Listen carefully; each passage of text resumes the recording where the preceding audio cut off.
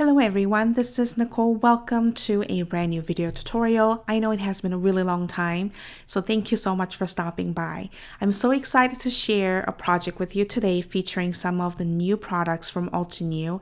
One was actually released today and it has been a long waiting product, and I was so excited to try them out and share them with you today.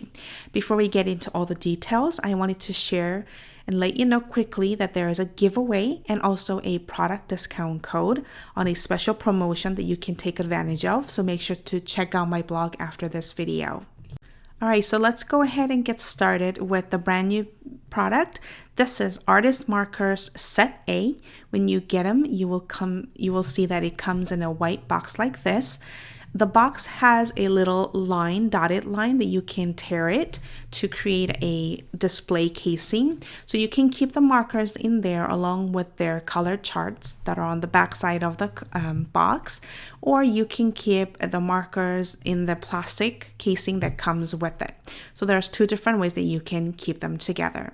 Each color has a black body and it's triangle shaped.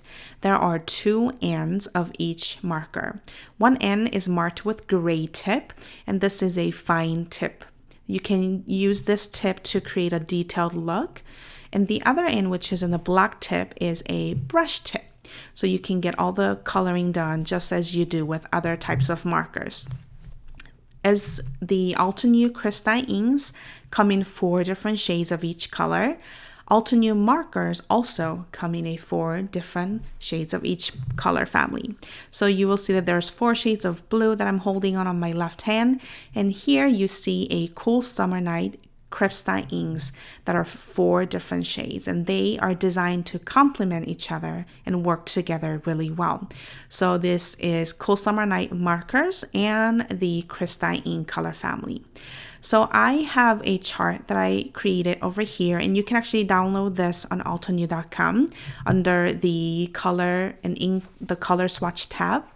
And this shows you how you can compare the colors between our inks and also the markers. So since there is a formula difference because the markers are alcohol based and the inks are water based, there will be a little bit of color difference, but I know they worked really hard to match the colors as close as they could.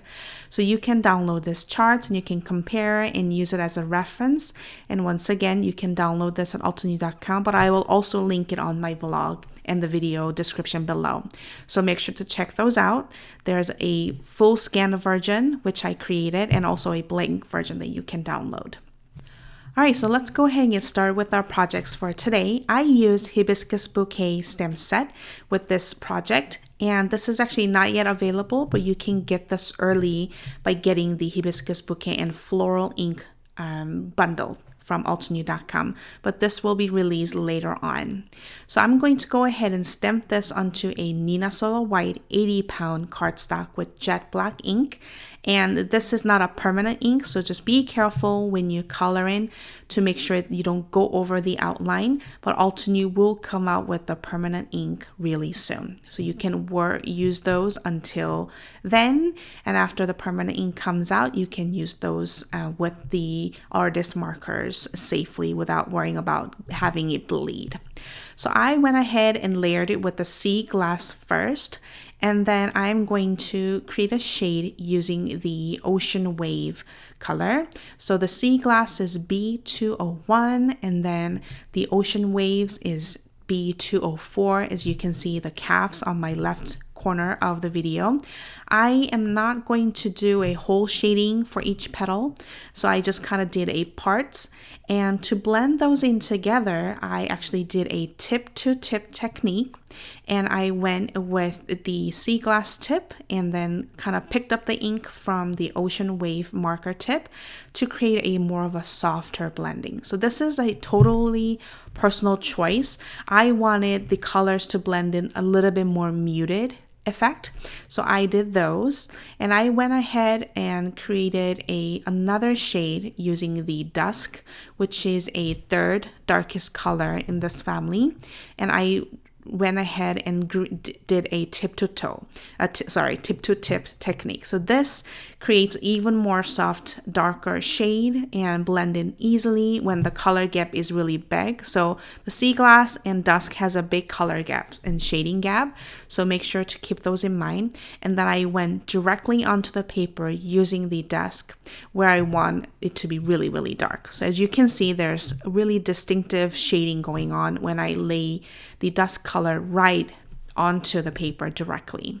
So this is a totally personal choice on how you color, but I really love the softness of the whole color blending and then adding just a little bit of darkness at the end so that I can tell where the details are going, and you can kind of pop out the whole floral too. So after the first one is done, I'm going to let that dry, and I'm going to work on the second one. After these coloring is done, we're going to cut those out, so you don't have to worry about going over the line if that's what you're worried about it when you're coloring. So just have fun with it.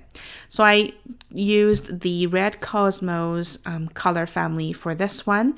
First layer, I did a frosty pink, which is R302, and then I went with the coral berry, which is 304, R304, as you can see on the left side.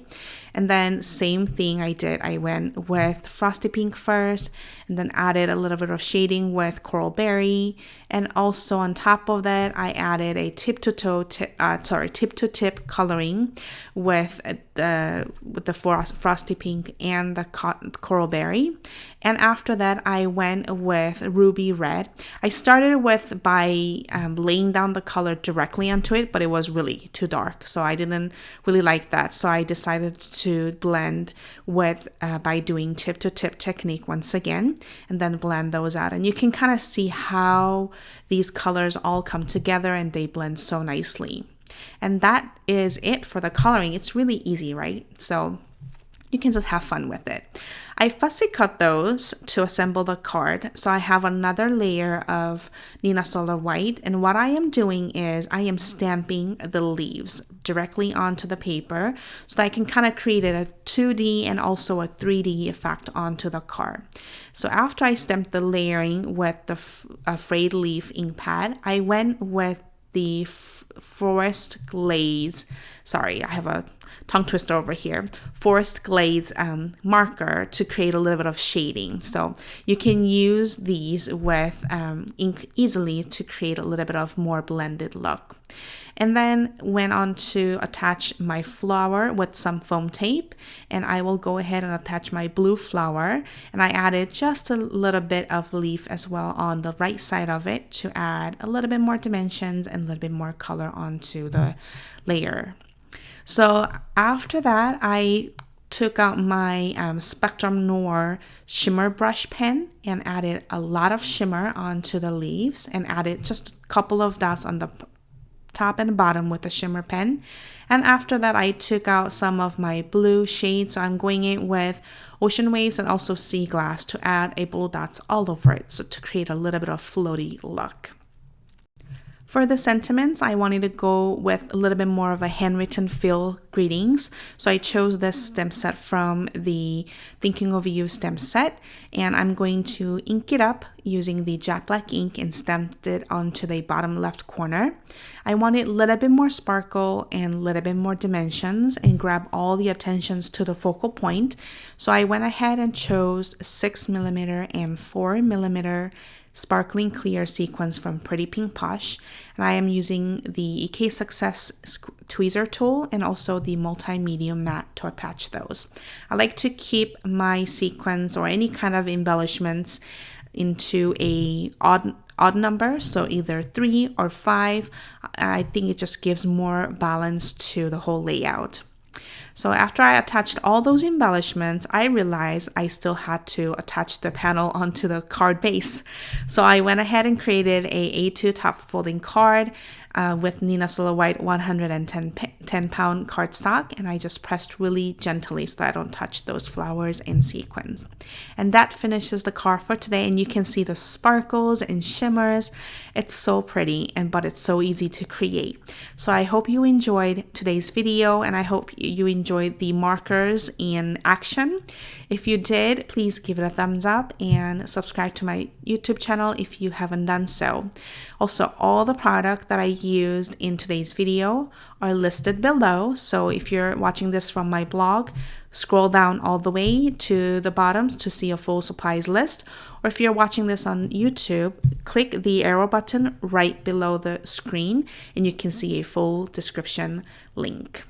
Also, there is a giveaway, like I mentioned earlier, along with close-up photos on today's project, so you can enjoy this in more detail. Thank you so much for joining me, and I will see you soon with a brand new video tutorial next time. Bye-bye.